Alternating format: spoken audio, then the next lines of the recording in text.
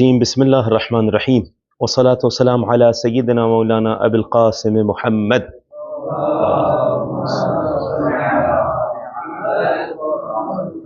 وعلی آلہ الطیبین الطاہرین المعصومین رب اشرح لی صدری ویسر لی امری واحلل عقدۃ من لسانی یفقہوا قولی استغفر اللہ واسألہ التوبہ۔ الحمدللہ، کتاب تاریخ اسلام دوسری جلد، مؤلف سید العلماء علامہ سید نقی نقوی رحمۃ اللہ علیہ۔ تقریباً ہمارا آخری درس ہوگا یہ، اور یہ جلد ختم ہو جائے گی ہماری دوسری جلد میں انشاءاللہ۔ اللہ تعالیٰ مؤلف کے درجات بلند فرمائے اور ہم تمام کو بہترین انداز سے علوم محمد و آل محمد سے استفادے کی توفیق عنایت فرمائے، الہی آمین۔ آپ کی کتاب کے مطابق صفحہ نمبر 190 190 گفتگو جنگ احد کے حوالے سے چل رہی تھی، اور بڑی تفصیلی اور اچھے انداز سے گفتگو ہوئی جنگ احد کے حوالے سے۔ جنگ احد کون سی ہجری میں ہوئی ہے؟ تیسری ہجری کے واقعات چل رہے ہیں، تو تیسری ہجری میں جنگ احد ہوئی۔ جنگ کے بعد کیا ہوا؟ کافی شہداء ہو گئے، 100 کے قریب تو شہداء مسلمانوں میں ہوئے، زخمی کافی ہوئے۔ اس کے بعد کیا عالم تھا، یہ بیان ہو رہا ہے۔ ہم نے کہا تھا چند چیزیں ہیں، جنگ کے بعد کیا ہوا یہ بیان ہوگا انشاءاللہ آج کے درس میں۔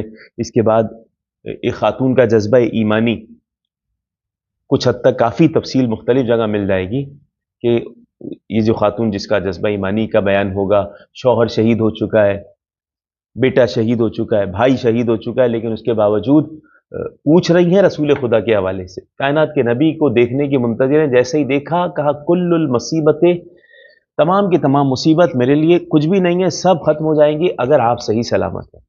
کائنات کے نبی کو دیکھا۔ اس کے بعد کچھ عبرت انگیز باتیں انہوں نے کہیں کہ اس سے سمجھ آتی ہیں جنگ احد سے۔ دفن شہداء کس طریقے سے ہوا، شہداء کا ماتم جو ہوا، گریہ ہوا، اس حوالے سے گفتگو آئے گی۔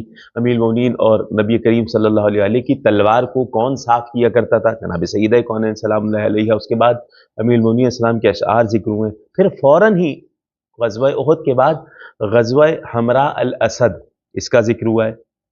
یہ انشاءاللہ آج کے درس میں سب بیان ہو جائے گا۔ یہاں ہم نے بیان کیا تھا پہلے کہ ہندا نے کس طریقے سے انتقام لیا جناب حمزہ کے جسد کی بے حرمتی کی۔ اب جو جنگ کے بعد کے مراحل ہیں، علامہ فرما رہے ہیں جنگ ایسے عالم میں ختم ہوئی کہ کسی ایک فریق میں بھی اس وقت اتنا دم نہیں تھا کہ وہ دوسرے سے کوئی چھیڑ چھاڑ تعرض کرے۔ اس وقت جیسے ہر ایک دوسرے کی طرف سے مطمئن تھا، یعنی جنگ نہیں ہوگی آگے۔ اور اگرچہ بالآخر پھر فتح اسلام کی ہی ہوئی، مگر وہ حقیقتاً اسلام کی ہی فتح تھی۔ یعنی فرما رہے ہیں مسلمانوں نے بحیثیت مجموعی تو میدان سے اس طرح فرار کیا کہ زمین و آسمان کو اپنی شکست کا گواہ بنا دیا۔ مسلمان ایسے فرار کی، پہلے بیان ہو چکا۔ پھر پیغمبر خدا صلی اللہ علیہ وآلہ کا زخموں سے چور ہو جانا، 70 مسلمانوں کا خاک و خون میں بے جان لاشوں کی صورت میں پڑا ہوا ہونا، اور خصوصیت کے ساتھ حضرت حمزہ جیسے خدا اور رسول کے شیر کا میدان میں شہید ہو جانا۔ پھر پیغمبر کے پاس اب سوا ایک مددگار جو خود بھی اتنا زخمی ہو چکا تھا، کوئی اور نہ تھا، یعنی امیر المومنین کے علاوہ کوئی اور نہ تھا۔ ایک ایسا موقع آیا، اور مولا کائنات کے حوالے سے انہوں نے مختلف حدیثیں ذکر کی ہے۔ ہم نے پہلے ذکر کر دیا کہ کچھ ایسے زخم تھے، اتنے زیادہ زور سے وار ہوئے تھے کہ امیر المومنین کھڑے نہیں رہ سکے تھے، گر گئے تھے۔ 16 زخم تو بہت گہرے لگے تھے۔ پھر اٹھے کیسے؟ اس میں اعجاز شامل تھا۔ حتیٰ مخالفین نے بھی لکھا، جو روایت نقل کی ہے، کہ جناب جبرائیل امین تھے جنہوں نے ہر مرتبہ علی علیہ السلام کو کھڑا کر دیا۔ مدارج النبوہ میں یہ روایت لکھی ہے۔ اس صورتحال میں اب کہاں اس کا موقع تھا کہ حضرت علی علیہ السلام از خود دشمنوں کا تعاقب کرتے، یا ان پر جبکہ وہ جنگ سے ہاتھ اٹھا چکے تھے اپنی طرف سے حملہ کرتے۔ دوسری طرف مشرکین کی کیا حالت تھی؟ مشرکین کی حالت یہ تھی کہ اگرچہ تعداد کے لحاظ سے ان کا جانی نقصان زیادہ نہ ہوا تھا، مگر ان کی فوج کے جتنے علمبردار تھے، ہم نے بیان کیا 10 علمبردار ایک کے بعد ایک آئے جا رہے تھے، سب کے سب واصل جہنم ہو چکے تھے۔ تقریباً 9 کو امیر المومنین صلی اللہ علیہ وسلم نے قتل کیا، ایک جناب حمزہ نے۔ یہ سب واصل جہنم ہو چکے تھے۔ حتیٰ ایسا موقع آیا کہ ایک عورت نے آ کے، جس کا نام کیا تھا، ذکر ہوا ہے نا، امرا کچھ اس طرح پیچھے ذکر ہوا ہے، اس نے آ کے علم اٹھا لیا تھا، پھر جب ان کو جوش آیا تو انہوں نے پھر اس سے علم لے لیا، اور اس کے بعد ایک غلام آگے بڑھا اور اس غلام کو بھی قتل کر دیا گیا۔ خلاصہ یہ کہ ان کا یہ حال تھا کہ سارے کے سارے ان کے علم بردار مارے جا چکے تھے۔ اب فوج جس کا نام تھا وہ عوام ہی تھی، کوئی لڑنے والا ایسے نہیں تھا، یا ایک سالار بچا تھا، وہ کون تھا؟ ابو سفیان۔ اب ابو سفیان کو معلوم ہے سامنے علی ہے، اب اگر میں آیا تو میں تو بچ نہیں پاؤں گا، سارے مر گئے، بدر میں بھی مر گئے، یہاں پہ بھی واصل جہنم ہو گئے سب۔ تو علی ایک وہ ہے جن کا پوری فوج کچھ نہ بگاڑ سکی، تو انہوں نے ایک اکیلے تمام علم برداروں کا خاتمہ کر دیا۔ تو وہ جانتا تھا ابو سفیان کہ اب اگر جنگ ہوتی ہے تو اب میری باری آئے گی، آئی جاتی باری پہلے بھی آ چکا ہے۔ جناب حنظلہ، حضرت حنظلہ جب آئے تھے تو حضرت حنظلہ نے ابو سفیان کو پہلے دیکھا اور باقاعدہ قتل کرنے کے لیے اس کے اوپر سوار ہو گئے تھے، قتل کرنے والے تھے، اس کو زخمی کر دیا تھا۔ ایک ملعون نے آ کے حملہ کیا اور ابو سفیان نے جب آواز دی تو آ کے حملہ کیا اور ابو سفیان بچ گئے، جناب حنظلہ شہید ہو گئے۔ حنظلہ جن کا لقب پڑا غسیل الملائکہ، اور کمال ہے، عجیب روایات ہیں ان کے حوالے سے۔ یہ لقب دینے کی بھی ایک خاص وجہ ہے، سرکار نے جو لقب دیا بالخصوص، کیوں غسیل الملائکہ، حالت جنابت میں تھے، جا کے غسل کی، بھائی کیا یہ نہیں، یہ کیوں ذکر کر رہے ہیں؟ نہیں، خاص طور سے ذکر کیا۔ ان کی باقاعدہ زوجہ نے بھی عجیب کام انجام دیا ہے، انصار کے لوگوں کو بلایا، بزرگوں کو بلایا، 4 بزرگوں کو گواہ ٹھہرایا باقاعدہ کہ گواہی دیں کہ حنظلہ نے حقوق زوجیت ادا کیے ہیں، اور حنظلہ نے بھی کہا ہاں ایسا، تو اتنے لوگوں کو بلانے کی کیا ضرورت؟ کہا میں نے گزشتہ شب خواب میں دیکھا ہے، خواب میں دیکھا ہے کہ آسمان پھٹا، اور آسمان پھٹنے کے بعد حنظلہ چلے گئے، تو مجھے معلوم ہے کہ یہ شہید ہو جائیں گے، تو اللہ مجھے اولاد دے گا، اور اولاد دی جو ہم نے بیان کیا، جا کے وہ یزید کے لشکر سے مارے گئے، ٹھیک ہے، حنظلہ کا بیٹا عبداللہ ابن حنظلہ، ٹھیک، تو یعنی ایک شب ہوئی شادی ہوئے میں اور شہید ہو گئے، اور اللہ نے بیٹا عطا کیا حضرت حنظلہ۔ یہ ابو سفیان کو مارنے والے تھے بالکل، اور مولا کائنات کے حوالے سے بھی ایسے ہی۔ تو ابو سفیان تو بھاگنے لگا بالکل، اب یہ فوج پلٹ کے جا رہی تھی۔ یہاں پر کچھ چیزیں ایسی ہیں، اب میں اس کو خلاصے کے طور پہ بیان کر رہا ہوں، عبارت نہیں پڑھ رہی، مکتب تشیع میں جو عبارت لکھی باقاعدہ اس حوالے سے وہ ہم پیش کر دے رہے ہیں کہ ابو سفیان کو اس بات کا ڈر تھا کہ کہیں عرب میں میرے خلاف نہ ہو جائے لوگ۔ دوسری روایات میں آیا کہ وہ باقاعدہ حضرت حمزہ کا جب جسد پڑا ہوا تھا، وہ جاتے ہوئے اس جسد پہ حضرت حمزہ کے پیروں سے ٹھوکر مار رہا تھا۔ جب کسی نے دیکھا تو کہنے لگا نہیں دیکھو، کسی کو بتانا نہیں، کیوں؟ کیونکہ مشرکین میں بھی یہ عمل عیب تھا، برا تھا۔ اب علامہ فرما رہے ہیں کچھ آپ سمجھے جس طرح بنو امیہ کے تاریخ دان ہوتے ہیں، انہوں نے ابو سفیان کو اس معاملے میں تھوڑا سا بچانے کی کوشش اس طرح کی کہ ابو سفیان نے آ کے دور سے صدا دی، پہلے تو یہ پوچھا کہ محمد ہے تم میں؟ نہیں، اچھا کائنات کے نبی کا بھی وہ نام لیا، یعنی بکری چرانے والے کا بیٹا، کچھ اس طریقے کا انہوں نے لفظ استعمال کیا۔ یہ ابو سفیان یہ لوگ کہا کرتے تھے، چرواہے کا بیٹا۔ تو امیر المومنین صلی اللہ علیہ وسلم نے کہا کہ میں زندہ ہوں، میں ہوں، اور رسول تمہاری بات سن رہے ہیں۔ دور سے اس کی آواز آئی نا، رسول تمہاری بات سن رہے ہیں۔ اس نے کہا کہ مگر مجھے تو بتایا گیا تھا کہ محمد کو قتل کر دیا۔ کس نے قتل کیا تھا؟ کون کہہ رہا تھا؟ پیچھے ایک شخص آیا تھا جس نے حضرت جبیر، عبداللہ ابن جبیر نہیں، معلم، کون معلم کون تھے؟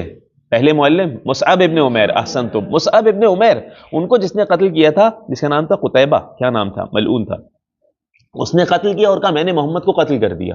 اب وہ وہاں شور کر رہا تھا، یہاں پر آ کر ابو سفیان کو بھی یہی خبر ملی، ابن قمیہ۔ ابو سفیان نے کہا مگر ابن قمیہ تو کہہ رہا تھا کہ محمد کو قتل کر دیا ہے میں نے۔ علی علیہ السلام نے جب یہ کہا کہ وہ یہاں موجود ہیں، زندہ ہیں، اور تمہاری بات سن رہے ہیں، آپ دیکھیں جملہ ابو سفیان کا، کہتا ہے مگر مجھے ابن قمیہ یعنی اپنا کافر ہے، اس سے بڑھ کے اے علی تمہاری صداقت پہ یقین ہے، اگر تم کہہ رہے ہو تو محمد زندہ ہوں گے۔ مولا کائنات نے اس طرح صدا دی۔ دوسری جگہ دوسرے لوگوں کا بھی ذکر ہوا ہے، جب وہ پوچھ رہا تھا 2 دفعہ پوچھا تو نبی کریم نے اشارہ کیا کوئی نہ بولے، سب خاموش رہے، کہ تیسری مرتبہ بولا، اور پھر اس کے بعد امیر المومنین علیہ الصلوۃ والسلام نے جواب دیا، اور دوسری روایت بھی یہاں ذکر ہوئی۔ تو اس حوالے سے جنگ کے بعد کا یہ منظر تھا۔ پھر امیر المومنین علیہ الصلوۃ والسلام کو بھیجا ہے نبی نے अच्छा कैसे भेजा ये आगे आ जाएगा, जल्दी से सुन लीजिएगा।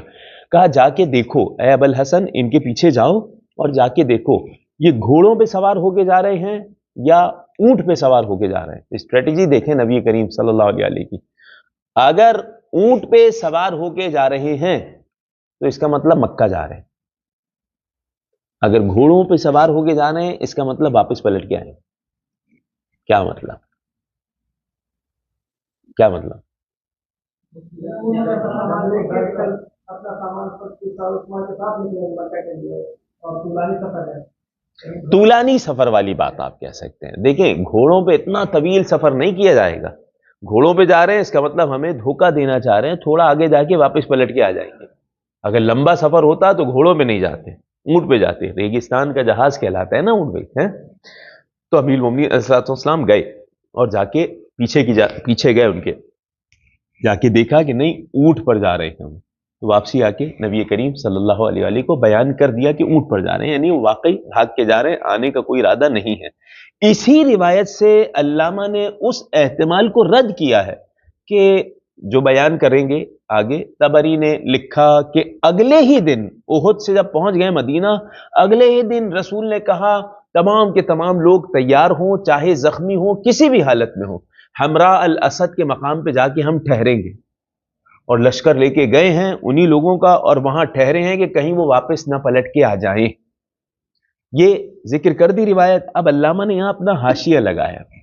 अल्लामा साहब ने कहा कि जब पहले अमीर मोमिन को भेज के ये इत्मीनान हो गया था कि अब वो वापस आने वाले नहीं हैं, तो अब इस इत्मीनान के लिए दोबारा लश्कर उसी लोगों को भेजा, उसी लश्कर को जो पहले कल भाग चुका है, उसी लश्कर को आके कहना तुम भी चलो। और पहली बात तो यह भी है, ये अल्लामा ने जिक्र नहीं किया, कि कितने तो ऐसे लोग थे जो 3 दिन बाद आए थे मदीना बाद में, और रसूल अब पहुंचे हैं अगले ही दिन लश्कर लेके चले गए।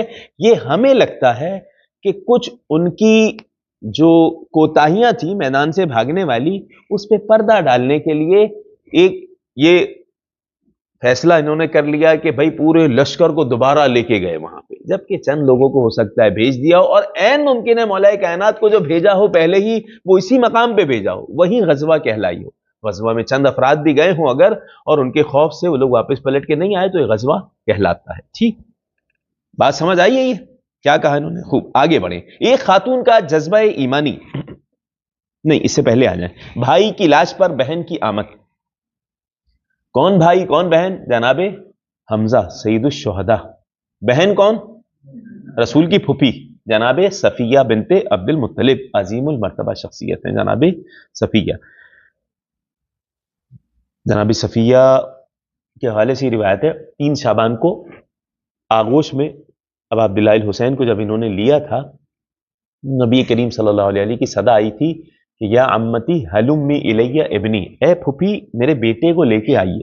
तो इन्होंने कहा लम नुतहिरहु बअदु वलम नुनज़्ज़िफहु, अभी तो हमने बच्चे को गुस्ले तहारत नहीं दिया। तो नबी ने गोया के एक नज़रा इलैहा शिबहल मुग़ज़िब, गोया के गज़बनाक अंदाज में देखा और कहा अंती तुतहिरीनहु व तुनज़्ज़िफ़ीनहु, आप हुसैन इब्ने अली को गुस्ले तहारत देंगी? इन्नल्लाह क़द तहरहु व नज़्ज़फ़हु, अल्लाह ने हुसैन इब्ने अली को पाको ताहिर भेजा है और आयत तचहीर इनके लिए नाजिल हुई है। तो ये वही जनाबे सफिया बिनते अब्दुल मुत्तलिब हैं। इन्हें पता चला हजरत हमजा की शहादत का, तो ये मैदान उहद में आई हैं।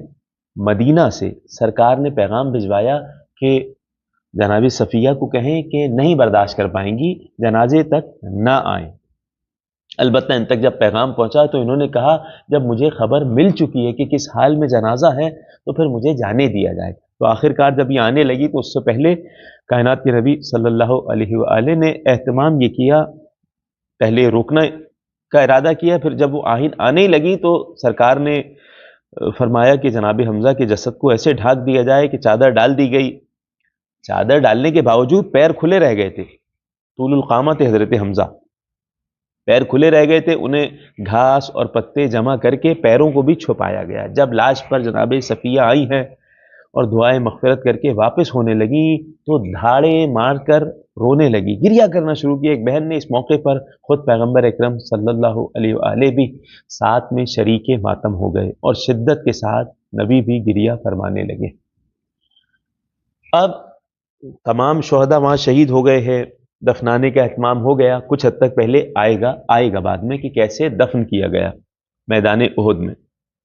उहुद का कब्रिस्तान पहले भी बयान हो चुका है कि इंतहाई अहमियत का हामिल है। बाकायदा शहजादी कौनैन हफ्ते में 2 मरतबा मैदान उहुद जाया करती थी और जनाब हमजा को याद करती थी, रसूल खुदा को याद करती थी।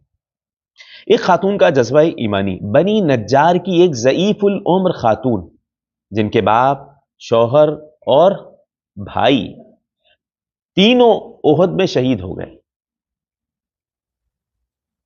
एक ये खातून है और एक दूसरी खातून है जिनका जिक्र मिला शरह इब्न अबिल हदीद में लिखा और अक़ाए मुतहरी ने क़िससुल अबरार में लिखा, आम्र इब्न जमूह। आम्र इब्न जमूह नाम सुन चुके हैं, पहले आ चुके, आगे भी आएगा इनके दफन के वाक़या। आम्र इब्न जमूह, इनकी ज़ौजा जिनका नाम था हिंदा, उनका भी एक वाक़या वो सुन लीजिएगा, फिर इसको मुकम्मल करते हैं। हिंदा कौन है? हिंद, हिंदा नहीं हिंद, हिंद नाम था इनका, हिंद। आम्र इब्न जमूह की ज़ौजा, इनका शौहर यानी अम्र इब्न जमूह ये शहीद हुआ, बेटा शहीद हुआ और भाई भी शहीद हुआ। ये वो हैं। इनके हवाले से कि तीनों के जनाजे एक ऊंट पे रख के ला रही थी जनाबे हिंद। जनाजे ला रही हैं, ऊंट नहीं चल पा रहा, तो कहा, पूछा गया ये ऊंट के ऊपर शायद वजन ज्यादा हो गया है इसलिए नहीं चल पा रहा। कहा नहीं, इससे ज्यादा वजन उठाता है, नहीं मालूम क्यों नहीं चल पा रहा। मदीने की तरफ खींच के ला रही है कि जन्नतुल बकी में दफना दिया जाएगा, लेकिन वो ऊंट नहीं चल रहा। जैसे ही उस ऊंट का रुख उहुद के मैदान की तरफ हुआ, वो ऊंट तेजी से चलने लगा और इतना तेज चलने लगा कि ये पीछे जा रही हैं और वो इनसे पहले ऊंट उहुद के मैदान में पहुंच गया। सरकार की खिदमत में पहुंची, कहा कि नहीं मालूम ये क्या माजरा है। तो कायनात के नबी ने कहा, तुम्हारे शौहर अम्र इब्न जमूह ने मदीना से निकलते हुए कोई दुआ की थी? तो नबी ने बयान किया, नबी को बयान किया गया कि हाँ बिल्कुल दुआ की थी। आयत भी नाजिल हुई थी इन्हीं के हवाले से, कायनात के नबी ने बयान की थी। अम्र इब्न जमूह चल नहीं पाते थे, चल नहीं पा रहे थे, बाकायदा इनके ऊपर जिहाद भी वाजिब नहीं था, लेकिन ये बाकायदा इल्तिजा करके कायनात के नबी से इजाजत लेके जिहाद में शरीक हुए और बेहतरीन अंदाज से लड़े, कई सारों को वासिले जहन्नम किया, इनका बेटा भी और इनकी ज़ौजा भी इसी पे शुक्र अदा कर रही थी कि रसूल खुदा आप सही सलामत हैं, कोई हर्ज नहीं है, कुर्बानियां आपके लिए हैं। कायनात के नबी ने कहा, क्या दुआ की थी? तो कहा, यह दुआ की थी कि परवरदिगार अब मुझे मदीना वापस ना लाना। तो नबी करीम सल्लल्लाहु अलैहि वसल्लम ने कहा कि बस अल्लाह इन्हें इसी तरह साथ देखना चाहता है और जन्नत में भी ये साथ होंगे, और अल्लाह चाहता है कि जिस जगह ये शहीद हुए हैं वहीं पे ये दफन हो, ताकि इनका अज्र और अजीम हो जाए। इसी तरह जब सबको दफनाने के बाद लश्कर समेत वापस पलट रहे हैं, तो रास्ते में जहां जहां से गुजरते हैं रोने की सदाएं आती हैं, घरों से गिरिए की सदाएं आ रही हैं। यहां पे एक खातून बनी नज्जार की ज़ईफुल उम्र खातून, जिसका बाप शहीद हुआ है, शौहर शहीद हुआ है, भाई शहीद हुआ है, वो पैगंबर खुदा सल्लल्लाहु अलैहि वसल्लम के करीब आई जब कुछ मुसलमान आपके पास आ चुके थे और पैगंबर को घेरे हुए थे। तो इन खातून ने बेताबाना अंदाज में कहा कि रसूल खुदा तो जिंदा है ना? लोगों ने कहा, हाँ हाँ बिल्कुल जिंदा है। कहने लगी, मुझे एक नजर रसूल को देख लेने दो। लोगों ने जो हल्का किए हुए थे रास्ता दिया, बस वो आई और रसूल को देखा और कहने लगी, ए रसूल खुदा आप जिंदा हैं तो सब की सब मुसीबतें मेरे लिए आसान हो गई। ये तबरी में भी रिवायत लिखी और इलामुल वरा में भी लिखी। इबरतनाक, ये भी बड़ी अहम चीज है।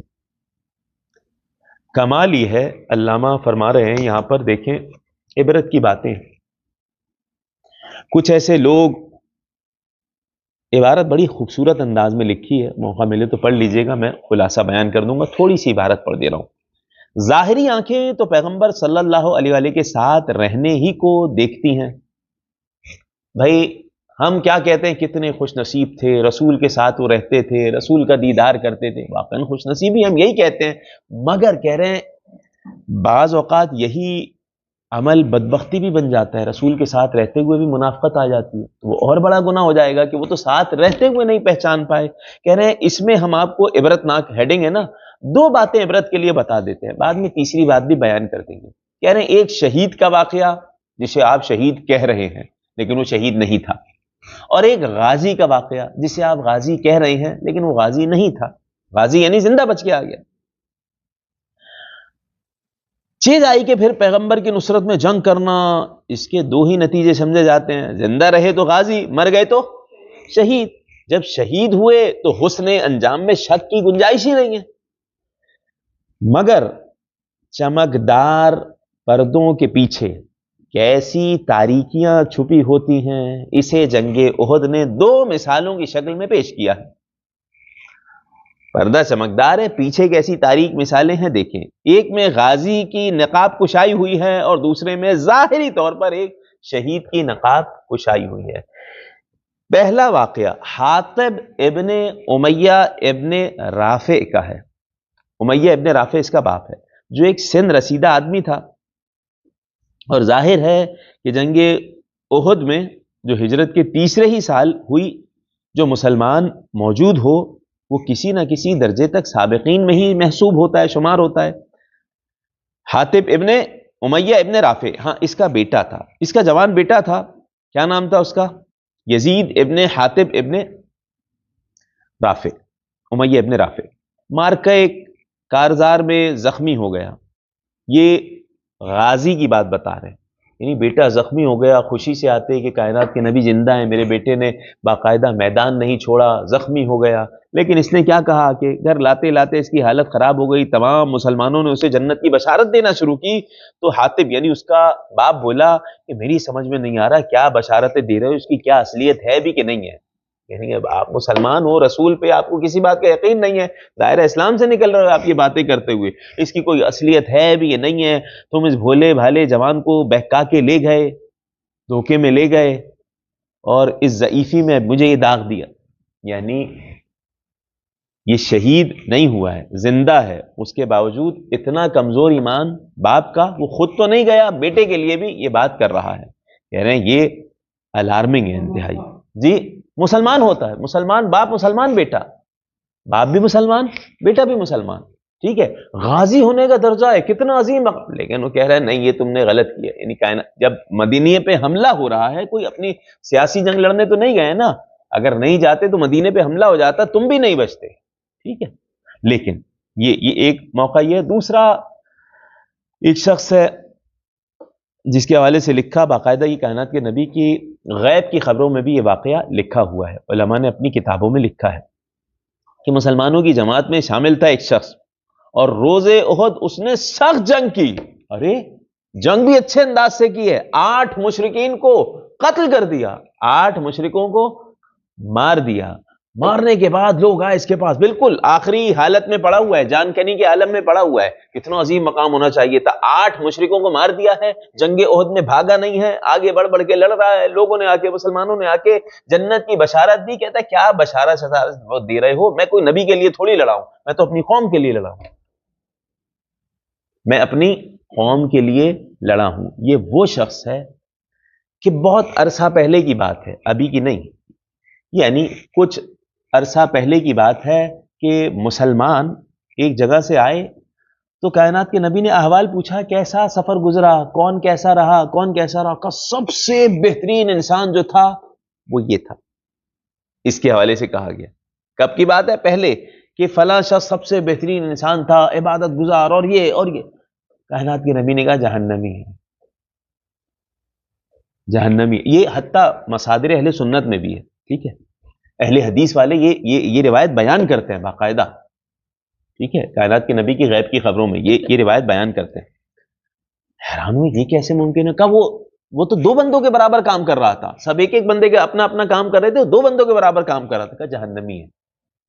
یہاں کیا ہوا معاملہ؟ 8 مشرکوں کو مار چکا ہے اور کہہ رہا ہے کوئی نبی کے محمد کے دین پہ نہیں، میں اپنی قوم والوں کے لیے لڑا ہوں۔ پھر کیا ہوا آگے بھی سنیں۔ پھر ہوا یہ کہ اپنے وہ تیر کا باکس جو ہوتا تھا جس میں تیر رکھے ہوتے تھے، اس سے ایک تیر نکالا اور اپنی شہرہ خود ہی کاٹ لی، خود ہی خودکشی کر لی اور حرام موت مر گئے وہیں پہ۔ تو کہہ رہے ہیں علامہ کہ یہ عجیب عبرت ہے مارکہ احد میں۔ اور اس کے علاوہ آگے بڑے مخریق کا پہلے بھی ذکر آ چکا ہے، ایک حد تک آ چکا ہے، لیکن یہاں دوبارہ علامہ نے ذکر کیا۔ مخریق کون ہے؟ یہودیوں کا سردار ہے۔ 3 قبیلے تھے یہودی کے، جلدی جلدی بتائیں۔ قینقاع، قریظہ، بنی نذیر، یہ نذیر، قریظہ، بلکہ قینقاع کا سردار مخریق تھا۔ مخریق نے جب کہا کہ جب جان چکے ہو تم لوگ کہ یہ اللہ کے نبی ہیں، تو مدد کے لیے کیوں نہیں جاتے؟ یہودیوں کو کہا، یہودیوں کا سردار ہے، یہودیوں کو کہا مدد کے لیے کیوں نہیں جاتے؟ انہوں نے کیا کہا؟ بھائی ہفتے کا دن ہے، ہم ہفتے کے دن کوئی کام نہیں کرتے. یہ بات ٹھیک ہے، ہفتے کے دن وہ شکار کرتے ہوئے عذاب آ گیا تھا، تو بس ہفتے کے دن کوئی کام نہیں کرتے. یہ اس طریقے کا بہانہ بنا. ہفتہ وغیرہ کچھ نہیں ہوتا، میں رسول کی نصرت کو جاؤں گا. تو مخریق باقاعدہ رسول صلی اللہ علیہ وآلہ کی نصرت کو گئے، اور نکلنے سے پہلے انہوں نے ایک وصیت کی، میرا تمام کا تمام مال نبی اکرم صلی اللہ علیہ وآلہ کو دے دیا جائے اگر میں درجہ شہادت تک پہنچ جاؤں. میدان میں پہنچ کر جنگ کرنے لگے مخریق، یہاں تک کہ رسول کریم صلی اللہ علیہ وآلہ کی حمایت میں شہید کر دیے گئے. طبری کی روایت میں ملا، حتیٰ حدیث میں پہلے پڑھ چکا ہوں، کائنات کے نبی نے کہا تھا مخریق خیر یہود، یہودیوں میں سب سے بہترین شخصیت مخریق ہے، سابق الیہود ہے. یہودیوں میں سب سے پہلے دائرہ اسلام میں داخل ہونے والے مخریق. سابق الفرس ایرانیوں میں سب سے پہلے دائرہ اسلام میں داخل ہونے والے یا میری تصدیق کرنے والے یا سابقین الی الاسلام کون؟ جناب سلمان. حبش سے بلال، اور یہودیوں سے مخریق. علامہ فرما رہے عبرتیں ہیں، اسی لیے دعا کی جائے، انسان دعا کرے خاتمہ بالخیر کی. آمین. یا اللہ یا رحمان یا رحیم یا مقلب القلوب ثبت قلوبنا علی دینک. دفن شہداء. ابن الوردہ یا وردی نے لکھا کہ پیغمبر خدا صلی اللہ علیہ وآلہ نے پہلے تو حضرت حمزہ کی نماز جنازہ پڑھائی اور 7 تکبیریں کہیں. حضرت حمزہ کی نماز جنازہ پڑھائی، کتنی تکبیریں کہیں؟ 7 تکبیریں کہیں. کتنی تکبیر ہوتی ہے نماز جنازہ؟ 5، یہاں 7 کہیں. ٹھیک ہے. نہج البلاغہ میں آیا، ملائکہ کائنات نے خط لکھا تھا حاکم شام کو، اور اس خط میں امیر المومنین علیہ الصلوۃ والسلام نے فرمایا کہ بہت سارے لوگوں کے ہاتھ کٹے جنگوں میں مسلمانوں کے، لیکن جعفر طیار ایک ہی ہوا، وہ اہل بیت سے تھا، اتنا خلوص تھا. بہت سارے شہداء ہوئے جنہوں نے جانوں کا نذرانہ پیش کیا، مگر سید الشہداء حمزہ تھے، وہ ہم میں سے. جعفر طیار ہم میں سے. ٹھیک ہے. تمام ملائکہ کائنات نے گنوایا. اس میں سے کہا کسی شہید پہ کیا رسول کریم نے 70 مرتبہ تکبیر کہی؟ نہیں کہی، سوائے حمزہ سید الشہداء، وہ بھی ہم میں سے تھے. تو اس حدیث میں کیا آیا؟ 70 مرتبہ. 70 مرتبہ امیر المومنین اسلام. یہاں پہ کیا ہے؟ 7 مرتبہ. لیکن یہاں اچھے سے سمجھایا گیا ہے کیا مراد ہے. 7 مرتبہ تکبیر کہنا یعنی احترام. اس کے بعد 72 لکھا ہے، 72 مرتبہ. کیسے؟ سنیے. پہلے تو اس کی تشریح آئے، وہاں پہ جو تشریح کی ہے علماء نے نہج البلاغہ نے، کیا مطلب؟ نہج البلاغہ میں 70 تکبیریں کہی، یعنی 70 مرتبہ تکبیریں، یعنی 65 تکبیریں کہنے کے بعد پھر نماز شروع کی، یا کیا کیا؟ ٹھیک، یا پہلے نماز پڑھ لی پھر 70 مرتبہ تکبیریں کہتے رہے، یا بار بار نماز پڑھی. علامہ نے، بلکہ علامہ مفتی جعفر صاحب نے تشریح یہ کی ہے کہ 70 تکبیریں یعنی کتنی نمازیں بن جائیں گی؟ 5 تکبیروں کی ایک نماز ہے، 14. جزاکم اللہ خیرہ. 14 نمازیں، 14 مرتبہ نماز جنازہ حضرت حمزہ سید الشہداء کی پڑھی ہے رسول نے. ٹھیک. اور اگر 72 ہو گیا تو 2 تکبیریں ایسے ہی کہہ دیں اور 14 مرتبہ نماز جنازہ پڑھی. اچھا، وہ بات تاریخ کے حساب سے برابر لگ رہی ہے. کیسے؟ یہاں علامہ نے جو جمع کیا ہے بڑا اچھے انداز سے جمع کیا ہے کہ حضرت حمزہ سید الشہداء کی نماز جنازہ پڑھا دی، 7 تکبیریں پڑھ دی. 5 تکبیریں پہلے ہو گئی، ایک نماز ہو گئی. 7 تکبیریں پڑھ دی، 2 تکبیریں احترام کی وجہ سے الگ سے پڑھ دی. پھر ایک جب شہید لایا گیا، حمزہ کے ساتھ جنازے کو رکھا جائے، نماز جنازہ پڑھی. پھر دوسرا شہید لایا گیا، حمزہ کے ساتھ نماز جنازہ رکھا جائے. ہر دفعہ حضرت حمزہ کو ساتھ رکھا جاتا اور ہر جنازے میں حضرت حمزہ شریک ہوتے باقاعدہ. تو اس اعتبار سے فرماتے ہیں کہ دوسرے مقتولین کئی لا کر رکھے گئے حضرت حمزہ کے پہلو میں، اور حضرت حمزہ کی شرکت کے ساتھ ان سب کی نماز جنازہ رسول اکرم صلی اللہ علیہ وآلہ پڑھاتے. اس طرح تمام مقتولین کی نماز پڑھائی اور مجموعی طور پر 72 مرتبہ نماز ہوئی یا تکبیر ہوئی. یہ گفتگو ہم پہلے کر چکے ہیں. ٹھیک ہے. جن میں سے ہر ایک میں حضرت حمزہ شریک ہوئے. پھر حمزہ کو علیحدہ دفن کیا گیا، حضرت حمزہ کو علیحدہ دفن کیا گیا.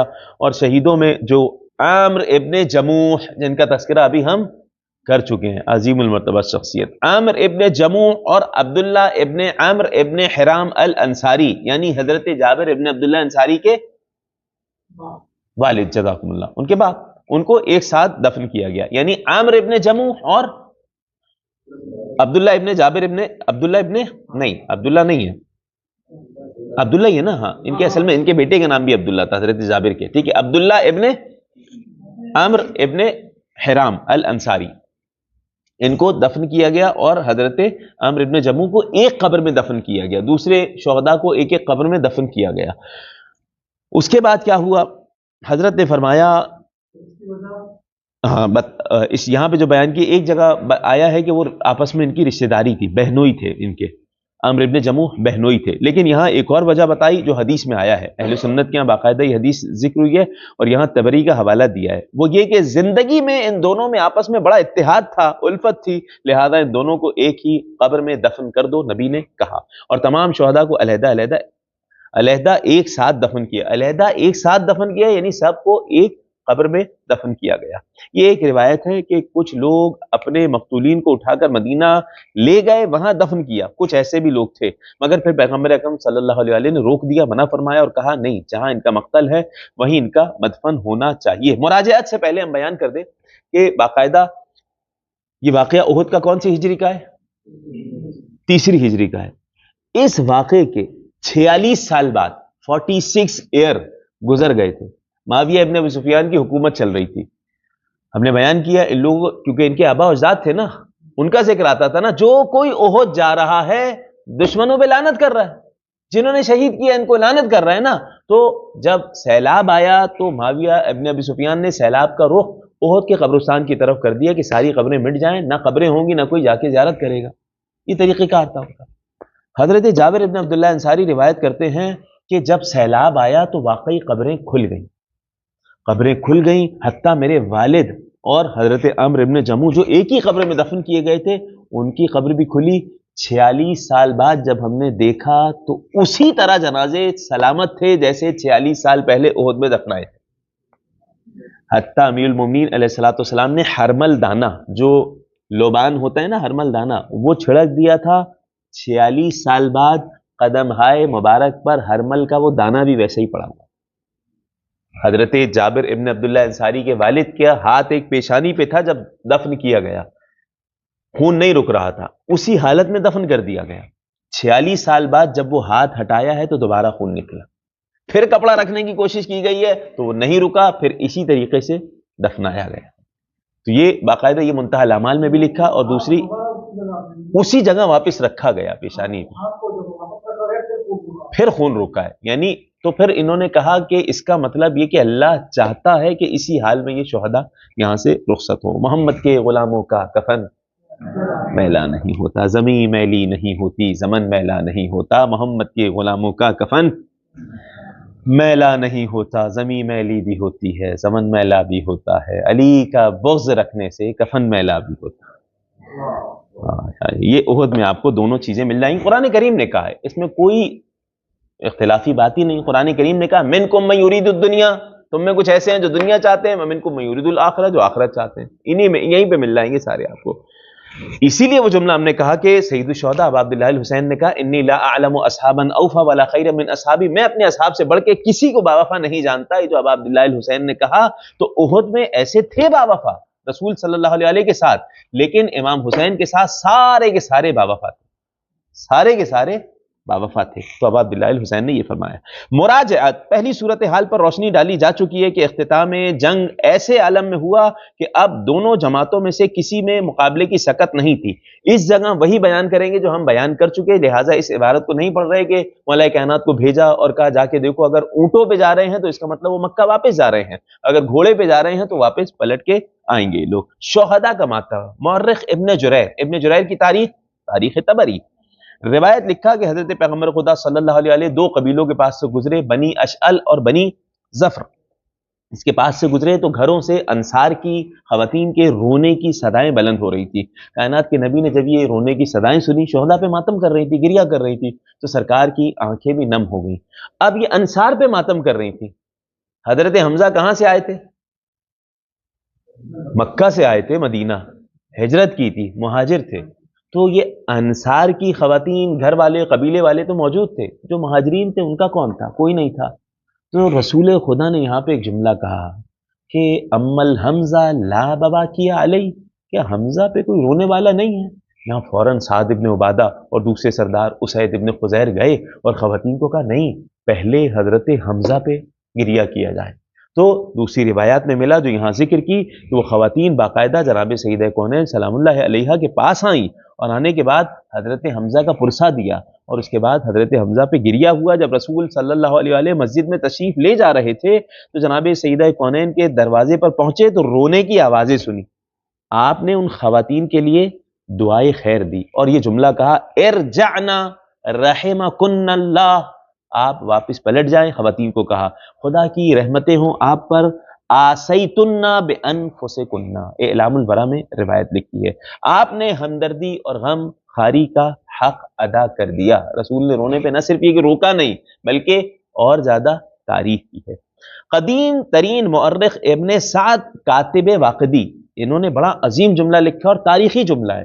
انہوں نے کہا حضرت حمزہ سید الشہداء کی شہادت کے بعد خواتین جو تھی گریہ انہوں نے جو کیا، انصار کی خواتین میں مردوں میں یہ رسم جاری ہو گئی کہ جب کوئی ان کا عزیز دنیا سے اٹھتا تو پہلے حضرت حمزہ پہ گریہ ہوتا، سید الشہداء پہ، پھر اپنے مرنے والے پہ روتے تھے۔ اور یہ طریقہ کار جاری رہا، کب تک جاری رہا؟ 61 ہجری تک، جب ابا عبداللہ الحسین کی شہادت ہوئی، حسین ابن علی سید الشہداء قرار پائے، تو اہل بیت کے چاہنے والوں کا یہ طریقہ کار رہا کہ اپنا مرتا ہے تو ابا عبداللہ الحسین پہ پہلے گریہ ہوتا ہے۔ حضرت حمزہ پہ گریہ ہوا کرتا تھا، نہیں یعنی سید الشہداء کی ایک اہمیت الگ تھی۔ جی ہاں، سید الشہداء خود کیونکہ جناب سیدہ نے گریہ ان پہ کیا، رسول اکرم نے ان پہ گریہ کیا، تو ہر شہید پہ کوئی بھی مرتا، شہید مرتا یا ایسے مرتا، ایک طریقہ کار بن گیا تھا کہ پہلے حمزہ پہ گریہ ہوگا، اس کے بعد اپنے مرنے والے پر گریہ ہوگا۔ نبی اور علی علیہ الصلوۃ والسلام کی تلواریں فاطمہ زہرا سلام اللہ علیہا کے ہاتھ میں، کائنات کے نبی جب پلٹ کے آئے اپنی تلوار، یہ روایت میں ملا، جناب سیدہ کو دی جو خون صاف کر رہی تھیں، خون صاف کیا۔ اسی طرح امیر المومنین علیہ الصلوۃ والسلام کے حوالے سے بھی ہے، انہوں نے بھی تلوار جناب سیدہ کونین کو دی۔ اب ابن جریر نے ایک روایت لکھی اور اس میں امیر المومنین علیہ الصلوۃ والسلام نے تلوار دیتے ہوئے چند جملے کہے ہیں جو اشعار کی صورت میں پڑھ دے رہا ہوں۔ افاطمھا کالسیف غیر ذمیم ولست برعید ولا بملیم لعمری لقد قاتلت فی حب احمد وطاعت رب بالعباد رحیم وسیفی بکفی کالشہاب اہزہ اجز به من عاتق وسمیم فما زلت حتى فض ربی جموعهم وحتى شفینا نفس کل حلیم۔ مولا کائنات اپنی زبان ہی سے اپنی تلوار کے فضائل پڑھ رہے ہیں، کمال ہے۔ یعنی اب علامہ نے ترجمہ کیا، ہم اسی کو تیزی سے پڑھ دے رہے ہیں۔ افاطمھا کالسیف، اے بنت پیمبر یہ تلوار لے لیجئے، یہ تلوار غیر ضمیمی، اس کی مذمت کبھی نہیں کی جا سکتی۔ ولست برعد، کمال ہے، سبحان اللہ۔ امیر المومنین صلی اللہ علیہ وسلم فرماتے ہیں کہ میں کسی قسم کا پریشان اور مضطرب نہیں ہوں اس تلوار کو چلانے کے بعد۔ لعمری، قسم ہے، کس کی؟ لعمری، ہاں قسم ہے ساری زندگی کی، میں نے جنگ کی ہے کس کے لیے؟ لقد قاتلت فی حب احمد، محمد رسول خدا کی محبت میں جنگ کی ہے، وطاعت رب، اللہ کی اطاعت میں جنگ کی ہے، رب العباد، رحیم جو رحیم پروردگار ہے اس کی اطاعت میں نے جنگ کی ہے۔ وسیفی ھذا، وسیفی میری تلوار جو ہے نا اے بنت پیغمبر، یہ تلوار میرے ہاتھوں میں، بکفی میرے ہاتھ میں، کالشہاب، شہاب ثاقب، شہاب ثاقب ایک ایسا تارا کہ جو شیطانوں کو مارنے کے لیے اللہ نے رکھا ہے۔ امیر مومنین فرماتے ہیں یہ تلوار میرے ہاتھ میں اس شہاب ثاقب کی مانند ہے کہ جب میں تلوار چلاتا ہوں، حرکت دیتا ہوں تو بڑے بڑے میدان جنگ میں آنے والوں کا یہ تلوار خاتمہ کر دیتے تھے، تو میں برابر مقابلہ کرتا رہا۔ فما زلت حتی فض ربی جموعهم، اس وقت تک یہاں تک کہ میرے اللہ نے ان تمام کے لشکر کو پسپا کر دیا، پچھاڑ دیا، حتی شفینا نفس کل حمیمی، یہاں تک کہ تمام کے تمام لوگوں کے دلوں کو اطمینان نصیب ہوا۔ غزوہ حمراء الاسد، اس کا میں ذکر کر چکا ہوں کہ اس کی کیا حقیقت ہے، کائنات کے نبی صلی اللہ علیہ وآلہ نے بھیجا تھا، کس طریقے سے آیا وہ بھیجا یا صرف مولا کائنات کو ہی بھیجا اور وہ کافی ہو گیا تھا۔ تو علامہ یہاں فرما رہے ہیں اس کے علاوہ جب کہ پیغمبر خدا حضرت علی علیہ الصلوۃ والسلام کو بھیج کر یہ اطمینان کر چکے تھے کہ مشرکین مکہ چلے گئے ہیں اور واپسی کے ارادہ نہیں رکھتے، تو پھر اس طرح کی نمائش ہمیں تو شان رسالت کے مطابق بالکل نہیں لگتی ہے، اس لیے ہم اس کی تصدیق کرنے سے قاصر ہیں۔ ہمارا خیال تو یہ ہے کہ یہ روایت خوش عقیدہ مؤرخوں نے ہی وقوع میں لائی ہوگی، کمزوری کو چھپانے کے لیے اور مسلمانوں کی وفاداری کا امکانی حد تک پائے ثبوت کو پہنچانے کے لیے تصنیف فرمائی ہوگی۔ والسلام علی نقی النقبی 7 ربیع الاول 1385 لکھنؤ۔ سبحان ربک رب العزت عما یصفون وسلام علی المرسلین والحمد للہ رب العالمین۔ پروردگار مؤلف کے درجات کو بلند فرمائے۔ مالک ہم نے جو پڑھا بہترین انداز سے تاریخ سے عبرت لے کے محمد و آل محمد کے راستے پہ ہمیں چلنے والوں میں شمار فرما۔ دوسری جلد ختم ہوئی، انشاءاللہ پروردگار توفیق دے گا تو تیسری جلد سے درس شروع ہوگا۔ سبحان ربک رب العزت عما یصفون، ایک مرتبہ اور پڑھ لیتے ہیں۔ وسلام علی المرسلین والحمد للہ رب العالمین۔ اللہم عجل لولیک الفرج۔ سلام۔